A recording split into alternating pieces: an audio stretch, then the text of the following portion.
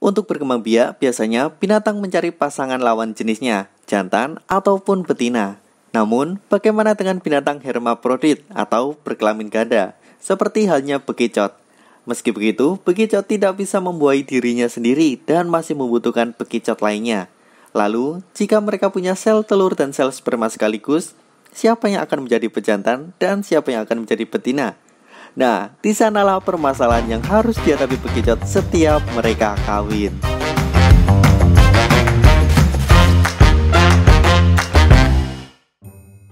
Hai, selamat datang di Teman Sains. Bekicot atau di negara Prancis biasa disebut escargot adalah jenis moluska darat bercangkang yang hidup di sela-sela tanaman pada lingkungan yang lembab. Mereka pada dasarnya adalah hewan herbivora dan beberapa juga memakan binatang kecil lainnya. Bekicot juga menjadi salah satu hama bagi petani dan merupakan binatang paling invasif di dunia. Bahkan mereka bisa berkembang biak kapanpun selama lingkungan mereka hidup mendukung dan bisa hidup sampai 15 tahun.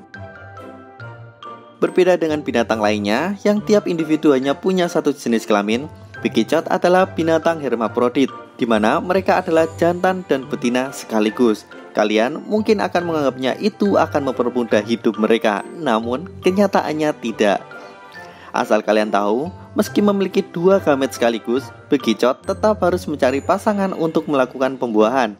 Pada tahap awal, bekicot akan mencari bekicot lain dengan mengikuti jejak lendirnya. Faktanya, bekicot adalah binatang yang tuli dan tidak punya penglihatan yang baik. Mata mereka hanya bisa mendeteksi bayangan, membedakan gelap dan terang. Jadi, bekicot hanya mengandalkan indera penciuman dan peraba mereka untuk mencari pasangan. Indera itu adalah sepasang antena yang ada di kepala. Ketika menemukan jejak bekicot lain, bekicot ini akan terus mengikuti jejak itu sampai menemukan pemilik lendir. Dan sampai akhirnya terjadilah pertemuan.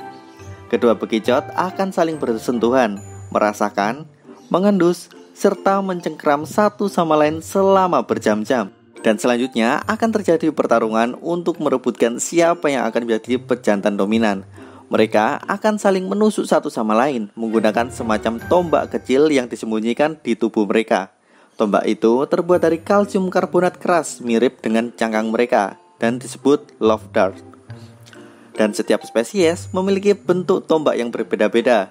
Dan seperti inilah tombak yang sudah dilepaskan. Tusukan itu akan memberikan hormon yang akan merangsang bekicot lain untuk menerima sperma.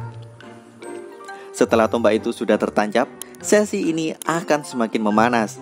Pada bagian samping tubuh bekicot akan muncul sebuah benjolan bernama everted atrium. Dan benjolan itu akan mengeluarkan sesuatu. Iya, itu adalah penis mereka.